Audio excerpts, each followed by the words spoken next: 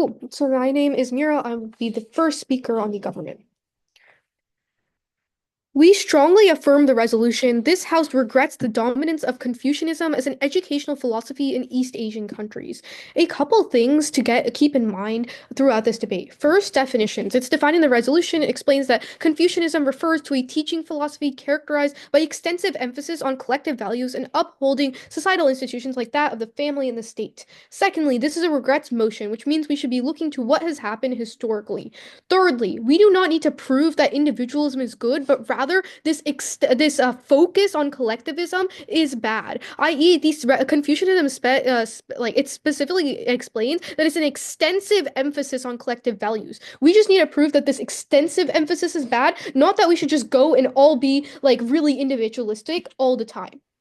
Then a clarification on what this actually looks. So our argument is that like within schools, what you see is that schools are teaching you that you should focus on upholding your family, uphold the state, and uphold those kinds of norms. So with that, let's move into our contentions. Our first contention is individualized education. We tell you in schools that actually have an extensive emphasis on collective values, they're less likely to look to what individual kids need and have like individualized learning plans. But we tell you this is really bad because not every single kid learns the same, especially those with disabilities. They are going to feel extremely ostracized within society and left behind because you are always focusing on the collective and never helping those that are like in worse situations. But secondly, if you've gone through something really rough and you've been struggling, since you are not the collective, you are now left behind in society and not actually looked to. The impact of this is really big. First, it's just going to be mental health. You're completely destroying the mental health of these students, which is really bad because it prevents them from being able to have good lives and experience things like happiness. But secondly, we tell you it's just generally bad for societal progress in a world where you're always looking to the collective. You are never looking to individualized needs and you're just not looking to them and you're kind of always marginalizing minorities. But then let's move on to our second contention, which is going to be mental health. Our argument is that when you are told that the state and your family is right, when you think differently or you fit into a category that is kind of viewed as different, you are not going to embrace those parts of you and you're going to not do things that go against your family. So how is this manifested? For example, in a lot of these Confucianist countries, you see gay marriage has been yet to recognize. Or for example, if you had a family that was like homophobic, you would be less likely to feel comfortable coming out and going against your family values because you have been taught that you should be upholding the family at all costs and not trying to tear it apart.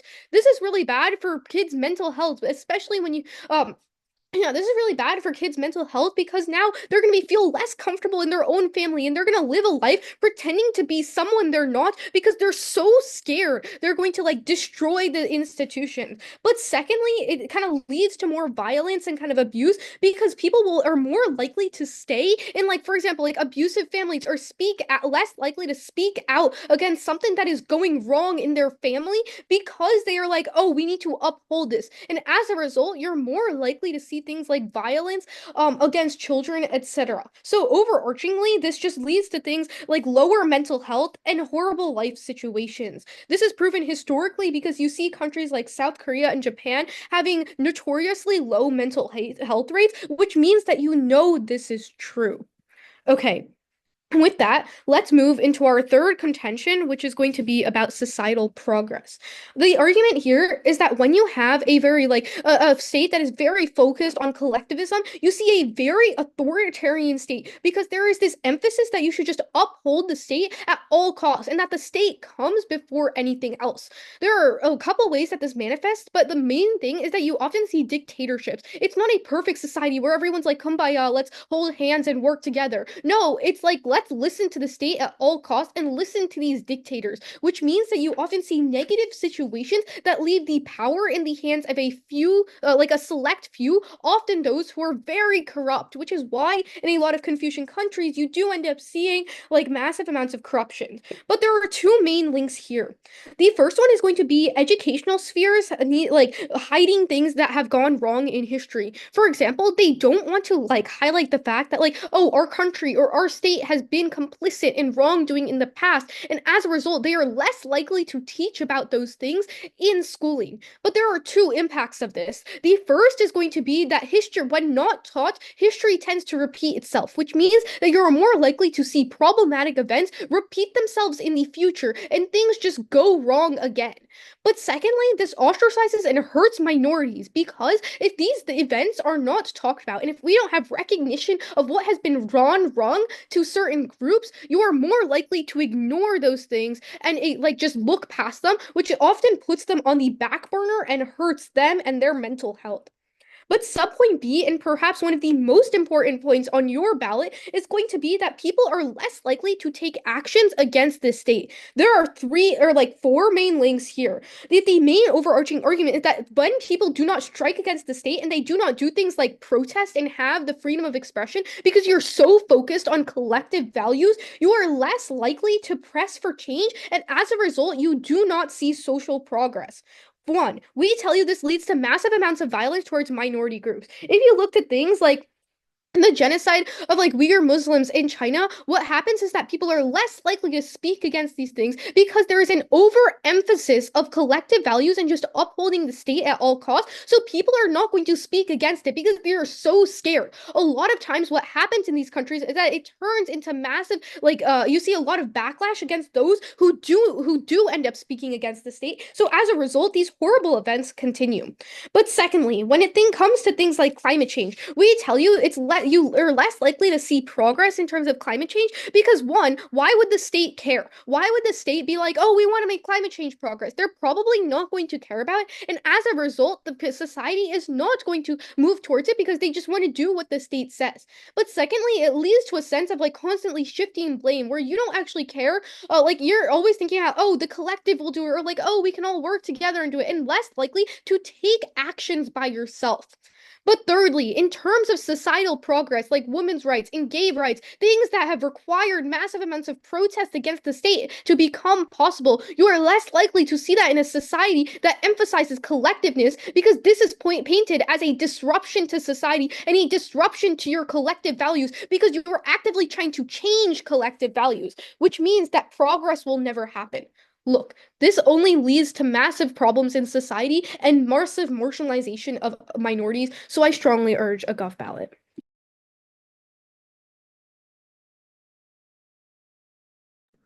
Okay, awesome. So quick introduction. Hi, I'm Nikhil. I'm going to be the first and third neg. So yeah, quick off time. I'm just going to start by going over my neg case, and then I'll go into responses to AF. All right, time starts on my next word.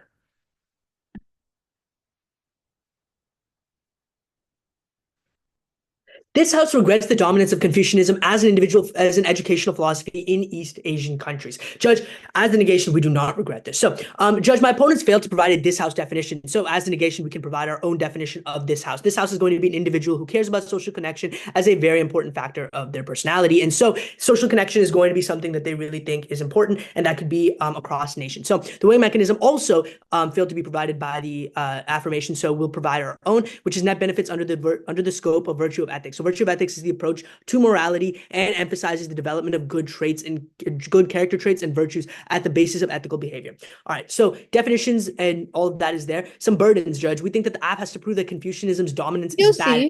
You can pause time. What counts as a virtue? What counts who defines a virtue? I mean, yeah, we're looking at development of good character traits, virtues, or ethical behavior. So good character traits and ethical behavior.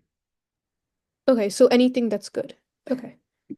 We're looking at, again, what is considered societally ethical and positive character traits. All right, time starts on, I have 7:14 left. All right, so the AF has to prove that Confucianism's dominance is bad and that its rise has had some kind of a negative impact. The neg has to prove that Confucianism either had no negative impact or has positively affected society. If the neg side proves that there is no negative impact or a good effect, we get the ballot. So first contention, educational impact. From history class, we learn a lot about Confucianism and the importance of its growth on the entire world. And we look at this as a really good thing, Judge. We think that Confucianism is actually a great thing. It's promoted only good for the people. So just of the many things that it's done, right? The social connection that we've already emphasized before, Judge, this is not a religion. Confucianism is a thought process, it's a philosophy, which means that people can have different thought processes, they can have different philosophies. That's very important, Judge. The ostracization of not following Confucianism is not really there. But not only that, Judge, historically, Confucianism has only helped social connection. It's created that. Education was of the utmost importance during this time. And back when it was practiced, they would like trade, they would obviously try to spread Confucianism. So that would go throughout all kinds of Asian countries. And that meant that it linked religions, and it also linked this educational philosophy. It helped connect these people. It also helped foster a sense of connection with trade. Scholars would go out on boats and travel throughout Asia trying to, like, of course, spread Confucianism, making sure that this thought process is obviously well spread. And during that time, they'd be taking their goods and services, things like porcelain, silk, all of that, and trading them, Judge. So when they're doing this trade, obviously you have a lot of social connection that is being grown,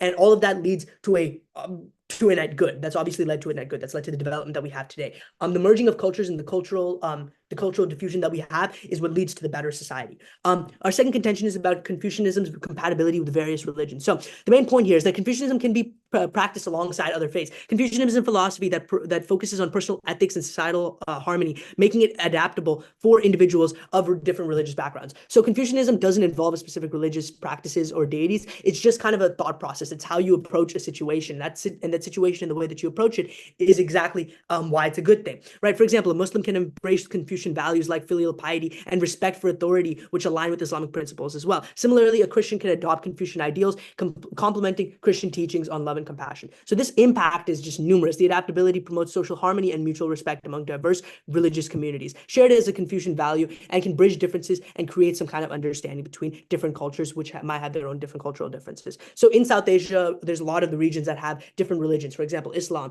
Hinduism, Buddhism, Christianity. Confucianism is focused on the ethical living and the social harmony that is caused, is created kind of like as some kind of a unifying framework that brings everyone together. Next, Confucian principles also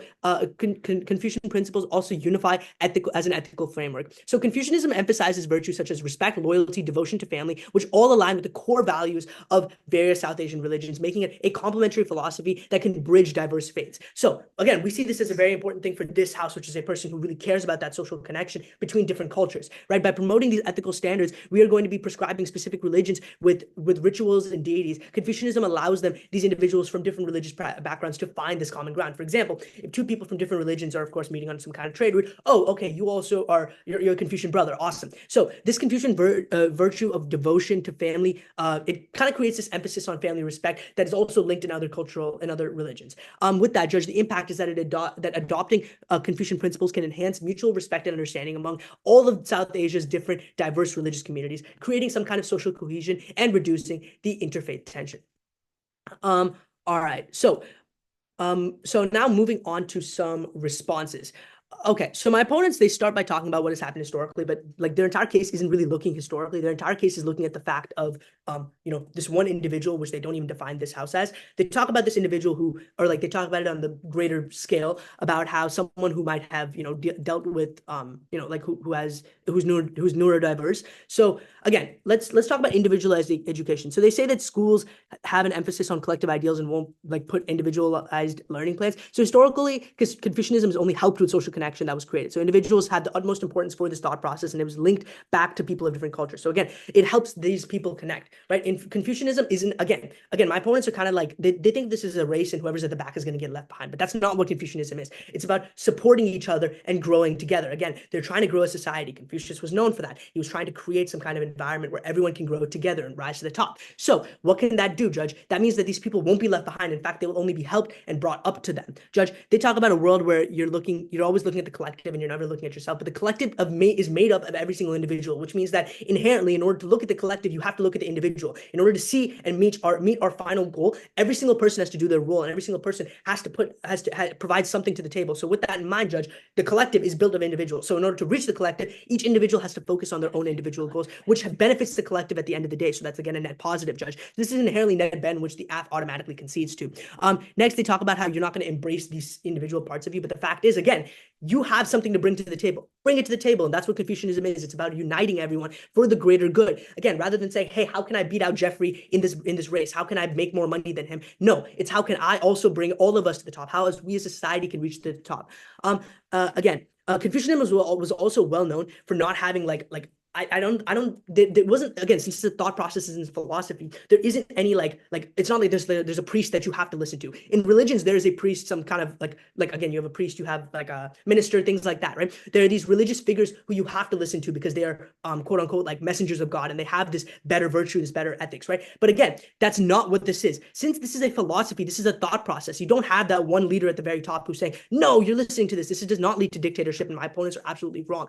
Turn that to our side, because it's actually kind of a discussion, Judge. If you and I are both Confucius scholars, what we do is we sit here and we go and we discuss about it, right? Again, the Confucius leaders, they just believed in Confucianism. That had nothing to do with with their like standing in that sense. They also talk about an example of someone of a family being homophobic, and how like you'd be like less likely to come out. But again, for the greater good, since again there's that family support, you want to see your family thrive. So what would that do, Judge? That would actually improve it, right? Instead of seeing these people suppressed, in order to make sure that their family standing is up and making sure that they're good as a collective, Judge, in order for the collective to be good, every single person has to be participating, and every single person has to be happy. And in order for that to happen, this homophobia would not be there. Next, on societal progress, Judge, they talk about dictatorship, but it's not a dictatorship where the majority, the collective group supports them, and there will always be stragglers, people who don't believe. But however, if you benefit from the collective, you benefit the majority, meaning net benefits as a whole. They talk about history repeating itself, but they name harms from different East Asian countries, but they never once tied back specifically to Confucianism as a case. For example, the Uyghur Muslims in China are oppressed because the land they occupy, which isn't even about Confucianism in the first place. The thought process for the Uyghur Muslims is about the land that they occupy being taken by China over because they want to build the PS2, the pipe to Siberia pipeline 2. So that's not even related to this, Judge. That's a non-unique example, cherry picked, and it doesn't even link it to this case. Next, they talk about the people like less likely to take actions against the state, but a majority of people enjoy the state's view because, again, of the collective belief, the collective truth that they believe in, and that's why it feeds back into it. Next, they talk about when it comes to things like climate change, you'll see less progress in terms of climate change. Again, you are looking for the collective good. If society is supposed to improve, how are we supposed to improve if we die? Judge, the simple thing is, if we all know that, like, I think, like, in a couple of years, climate change is going to become irreversible, right? That's just like a stat that's thrown out there. If we all know that as a collective whole, what are we going to do? Try to stop climate change because we want to keep society alive. We want to keep our family alive. We want to keep our society alive and keep it well and thrive. Oh, sorry. With that in mind, they're probably going to care about this. They're probably going to care about this, which is against what my opponents are saying, which they say that they don't care about the collective values for societal welfare. With that in mind, I strongly urge an F ballot. Thank you. My time is now. Okay. Wait, let me turn it. Okay. So the order is gonna be top of case framing, the government side, and then the opposition side. Okay, so if we're all good, I'll start the time now. Let's start first on like this house. They say this house is someone who cares about social connection. That's fine. We link in. That's not the same as caring about societal values, because we tell you that for like individualized education, for minorities and social progress, that social connection is there if you're ostracizing minorities, so our impacts don't count. And then on their framework, they just say like virtue ethics. And let me ask a PY, like, what is a virtue? And they were like, just what's good for society. So like, okay, fine. We're just looking for like bettering society. That's fine. Okay, now let's look at the government case. Our first contention is that we need individualized learning plans because people learn in different ways, especially if they have disabilities. This is really important in order to advance the collective understanding and education, and not mind ostracizing someone. They tell you, well, this house isn't someone with a learning disability, so we're like mischaracterizing it. No, this house is someone who cares about social connection. If you don't care about social connection it hurts this house when we ostracize people with learning disabilities because we care about like making our education system more community focused instead of individually focused. They tell you this is good for those people because it helps us connect and support each other. I would say it's literally the opposite. If you look to the resolution, it says it's characterized by extensive emphasis on collective values, not on like collective success. That's not the same thing. So they can say everyone has to do their role, but yeah, their role for society, for others. In communities that are dominated by Confucianism, it's the community is greater than the self. You exist for others. They tell you people are going to focus on their own needs. It is exactly the opposite. Okay, but now let's look at our second contention about mental health. We tell you that minorities are going to feel rejected, especially if they're gay, because the state doesn't recognize them and neither might their family, which just worsens their mental health. They tell you, well, no, they're actually just going to like society's going to want to bring everyone to the top. I would argue that if we're focusing on the collective success for the society, you're only as strong as your weakest link, right? So they're not going to care about these people. They're going to, what they tell you is they focus on the majority. It's like a utilitarian, the most people. So if gay people are a minority, their success is less important because they care about majorities and in a society that is mostly community focused. Then they tell you that there's no leaders. This in Confucianism, yeah, but like the countries that have Confucianism do have leaders. China, South Korea, etc. They all have a state, and the philosophy says to uphold the values of the state. And then they tell you this is going to lead to a discussion. You can turn this to our side. If you live in a society that prioritizes or at least has more emphasis on individualism, there's obviously more discussion between people with different ideas than a society that wants everyone to feel very similarly and collectively. They tell you they're going to want to see family pride. That's harder when your family doesn't actually view that as a good thing. Look to countries in East Asia that don't have gay marriage legalized. That means the state doesn't value that. It's not a state value that they're upholding. But now let's look to our third contention about societal progress.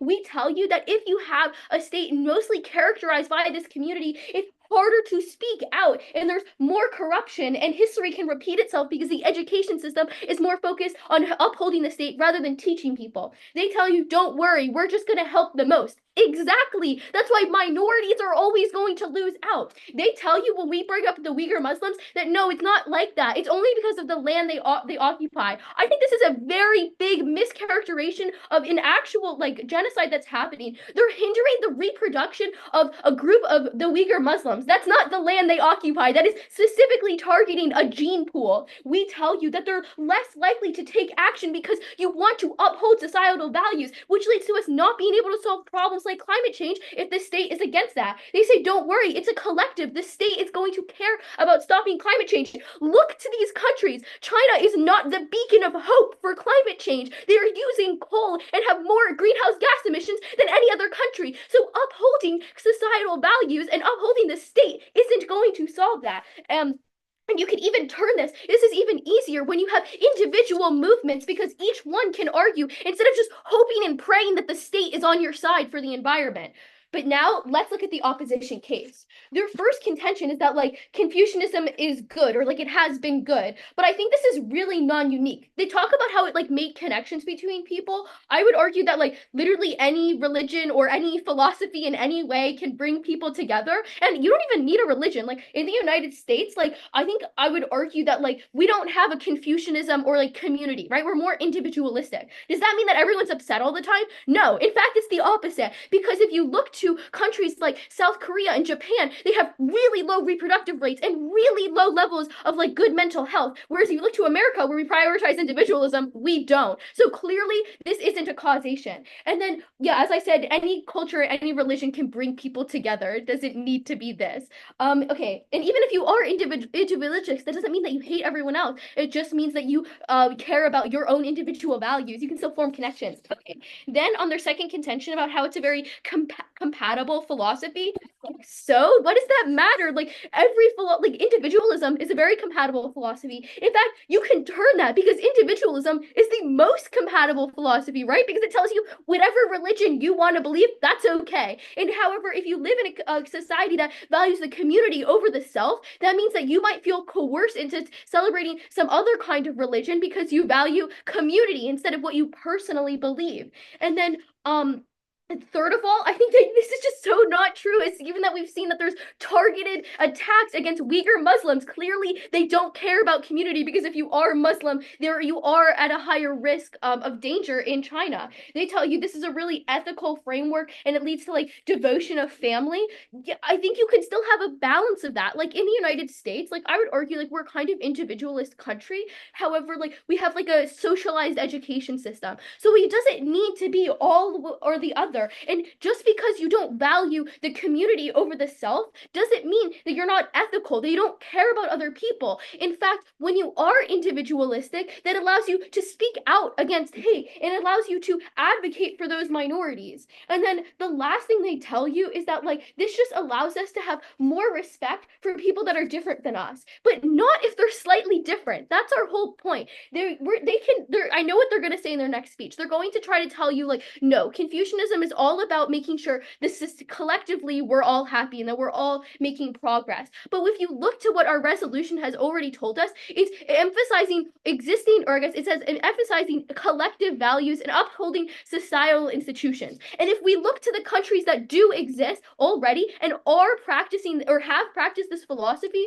we see that they are not super progressive, that they don't respect people of all religions. And so it doesn't matter what kind of arguments or mischaracterizations of this philosophy they want to make, if every instance of where it's been implemented, it hasn't been respectful. So you should be, when you're weighing this debate, you can weigh firstly on that probability and the fact that when it's already been implemented, it hasn't been like the way they're trying to talk about. But second of all, you should also be prioritizing our arguments about mental health over their arguments about like connections, because any philosophy can create connections, but only through advancing like minorities can actually those people feel proper, can have a good mental health because they feel like their identity and their religion and their orientation can be accepted. And for those reasons, we strongly affirm.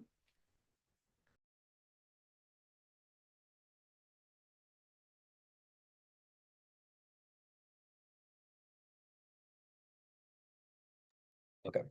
No. Give me 1 second. Let me get my docs open here.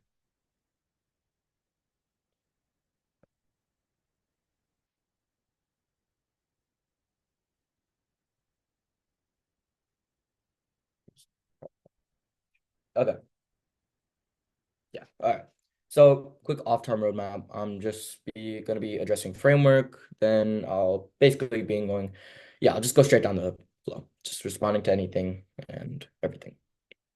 All right, you can start my time now. Hello, Judge. My name is Tejas Baskrin. I'm the second negation speaker, and I strongly negate the resolution. So first of all, over this house, they agreed to our definition about someone who wants to care about connection, and we link it to, they say that they link it to that, and that's fine. We'll prove to you how they don't, but thank you for, good on the way mechanism, on the, this house definition. All right, next. They said for framing virtue ethics, net benefits through virtue ethics, they said, okay, fine.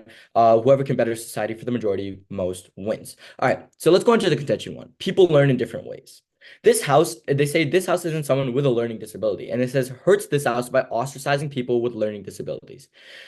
Judge, at this point, we have to understand that the house cares more about the social connection and the social collective. We outweigh. It's a tragic truth that sometimes people with learning disabilities are going to be lower, like less accessible, but it is a tragic truth and it will happen in any world. But what the neg also, or the AF also fails to realize is that there's not just one overarching collective that rules over every single person who practices Confucianism.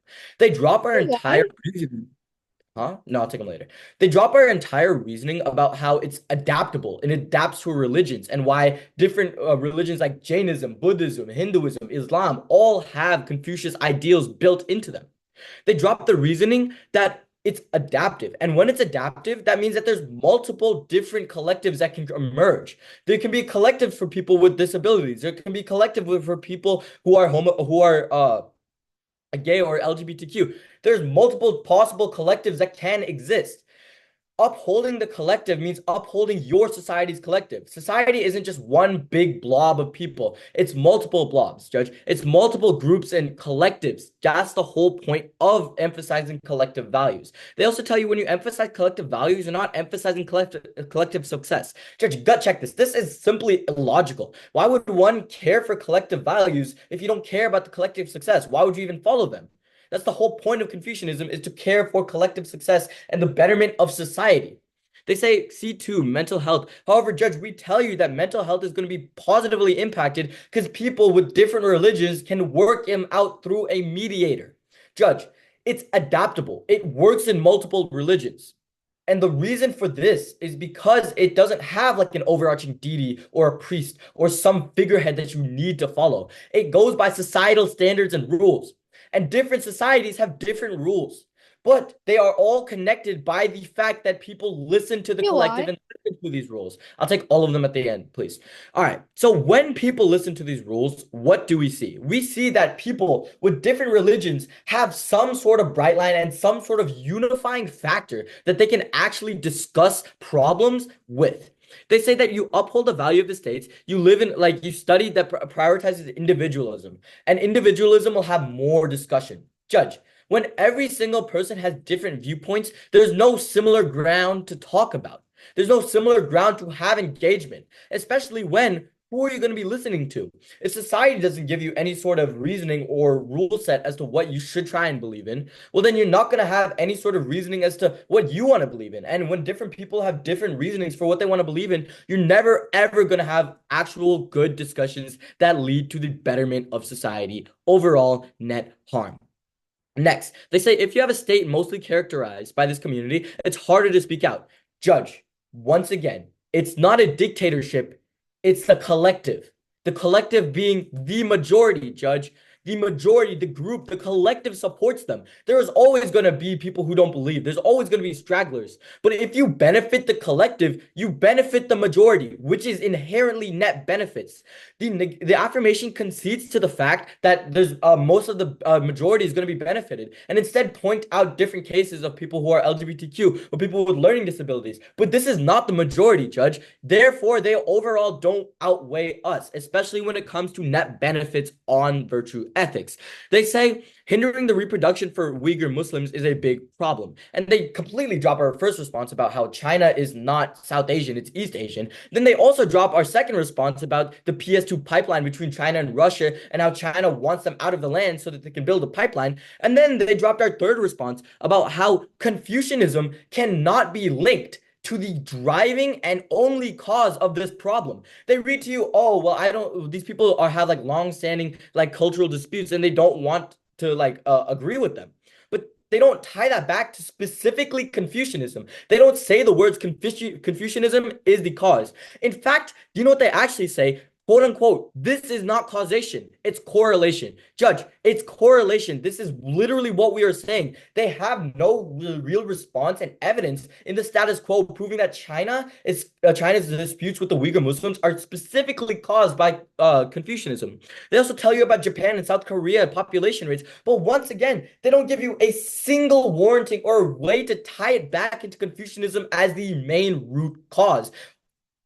Next, let's go on to individualism. They say individualism is very compatible. No, it is not. Judge, gut check this. Look at the most popular religions in South Asia. Islam, Christianity, Hinduism, Buddhism. All of them believe in family and community and society as a whole, Judge. You believe in people because overall, we are a people. We believe in the group because the group makes up who we are, Judge. The group is made up of different individuals. When you overall benefit the group, you are benefiting majority individuals, Judge. When you are individualistic, they say you can speak out. When you're individualistic, your voice is heard. There's so many people speaking out on different topics that you're not going to have a collective. You're not going to have any sort of similar ideas. We need to understand that the collective is good because it is a common ground for people from different backgrounds, different socioeconomic backgrounds, and different religions as a whole to look to as a beacon of hope to come to connection. If you look to the resolution, they say that emphasizing collective values and societal institutions, but Judge, they fail to realize the fact that the collective values can change over time. The collective values can change between groups. As a response to their first point about how they say when it comes to things like climate change, we're less likely to see progress. Why, Judge? Why? They say the collective won't care, but why? There's no reasoning at all that the collective won't care about climate change or any values. Judge, we tell you the reasoning that if climate change is a society level impact, then benefiting society and benefiting the environment is going to solve climate change, because you are overall helping the majority of people. They say, look back to the resolution, look at the collective values and emphasizing these social institutions. Emphasizing social institutions means emphasizing the collective, and the collective is made up of individuals. Directly, they concede to the fact that benefiting the collective is benefiting individuals and benefiting majority individuals within the group. Let's go over definitions really quickly and go into a little bit of weighing. First of all, weighing net benefits under the scope of virtue ethics, which was conceded to. Virtue ethics is an approach to morality or the good of an action through character traits or basis for ethical behavior. who is winning on net benefits as a whole? Before you look to virtue ethics, the negation, Judge, they directly concede to the fact that the majority is benefited when the collective is benefited. If the collective is benefited and the majority is benefited, that is directly net benefits. But if you want to go on to virtue ethics, we have better character traits, better virtues, and better collective our reasoning and thoughts, especially when it comes to the literal communication between different religions, ideas, states, and standards that are different between different countries. With that, I urge a strong vote towards the negation.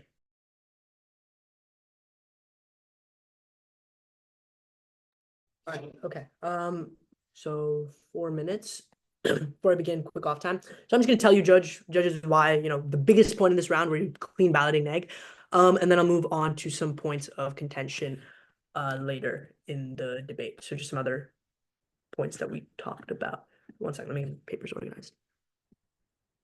All right. All right. Time starts on my next word. Judge, the biggest point that you're balloting neg here is because of social connection. You're going to vote on us for social connection because the weighing scale that goes conceded by my opponents is going to be that of this house definition, right? So, Judge, we define this house as someone who cares about social connection. So, if someone cares about social connection, we have to look at this on a scale of net benefits, right? So, on net benefits, the greatest good for the greatest amount of people. On that, Judge, Confucianism has connected millions of people from different religions, different cultures, different backgrounds.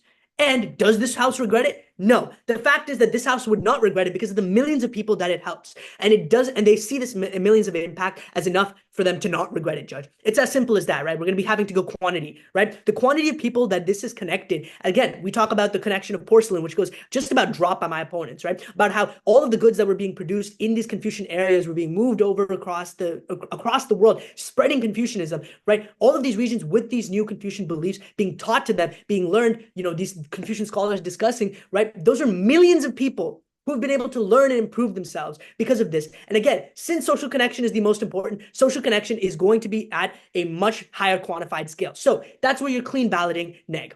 With that, we'll move into some of the points that my opponents have.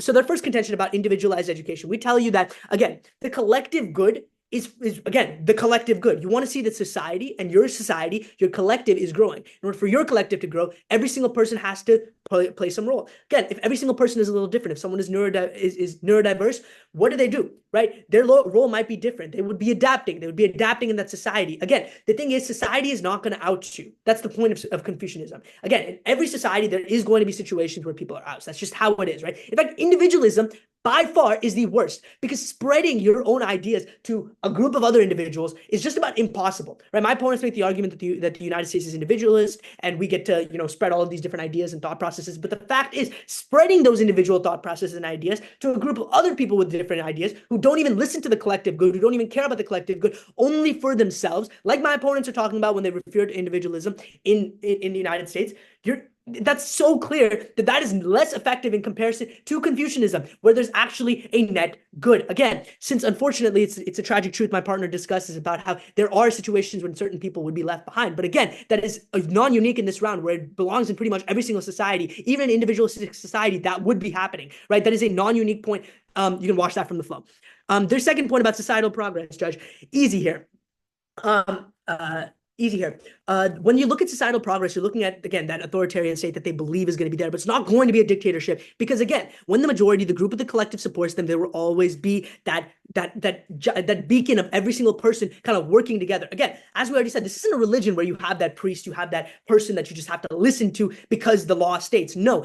Again, it leads to a discussion. My opponents say discussion is bad. Discussion is all of this. But again, the point is, just to respond to that, discussion is actually a good thing. It leads to that social connection improving. Again, spread of ideas. Again, if someone who is a little bit different, again, if someone's brain's hardwired a little differently, that person can spread their ideas in that group. And again, instead of reaching out in an individualistic society saying what they want and not landing and causing any change, they're actually going to be seeing some kind of impact here. Now, onto Now, on to weighing with net benefits. Again, it's very easy here, Judge. When we look at it, greater good for greater amount of people, Confucianism has helped spread the societal benefit, the social connection amongst these millions of people. Now, on to a quick PMT, probability. We went on probability because we give you live evidence, we give you like real evidence of benefits that Confucianism has provided for trade and millions through communication. The magnitude, we also went on magnitude because we directly benefit a majority, which is the most amount of people. So, Judge, with that in mind, you're simply casting your ballot to negation side. I strongly urge an egg ballot. Thank you. My time ends now. Cool. We'll just be going down. I'll be starting with like the gov case. The gov case, and then moving on to the op case.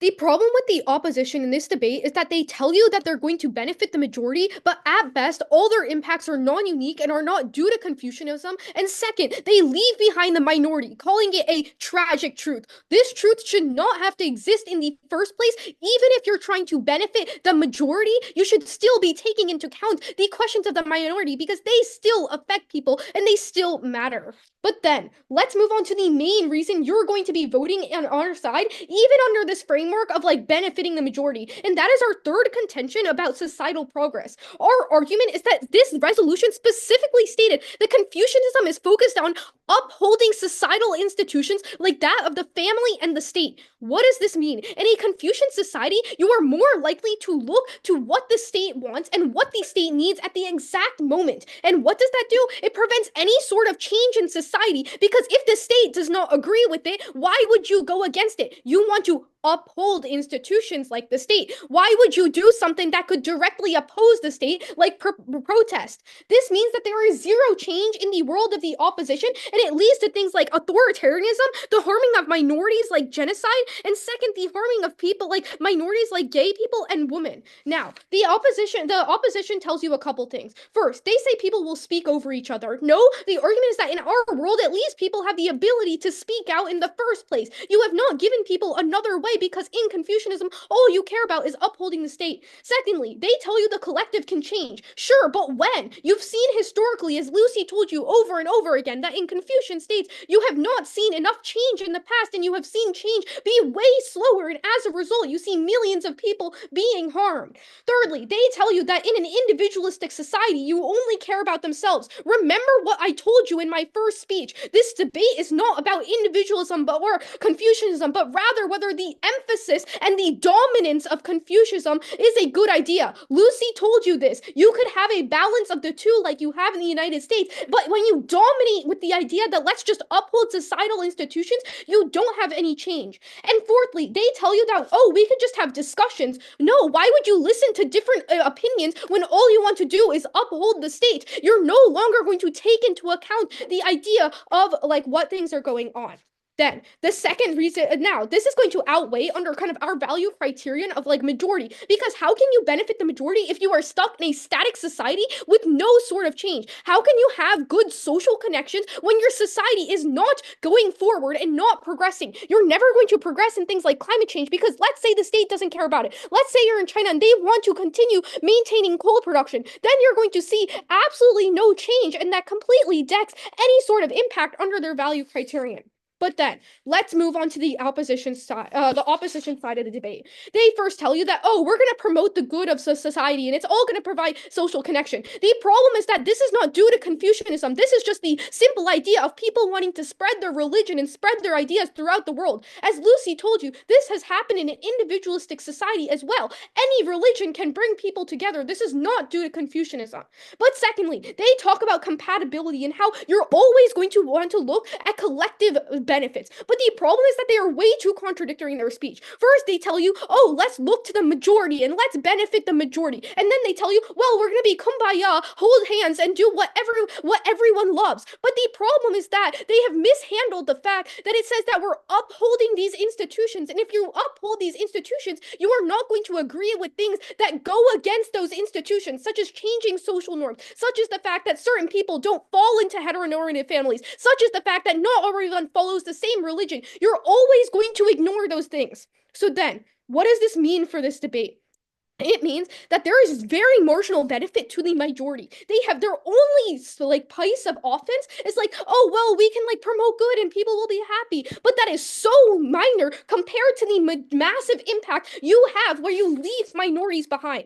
Let's go back to the Gov page and go back to the Gov page and look at these impacts on minorities. First, things like genocide. You saw specifically things like the genocide of Uyghur Muslims. They told you, oh, this isn't because of Confucianism, but they have not told you why it is because. Our argument is that because people are less accepting of people who do not align with normative norms at the time and do not agree and they follow a different religion, they are ostracized and left behind, and as a result, they are completely harmed.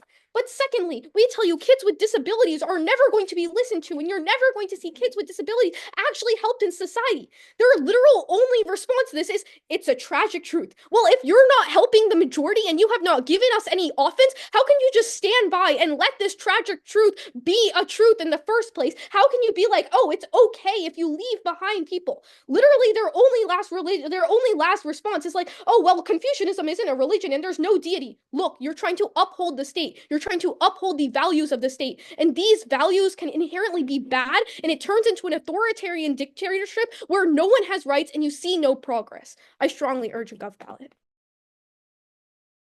Great debate, guys. Thank you for the eloquent remarks. The judges are going to now take a moment to decide the ballot.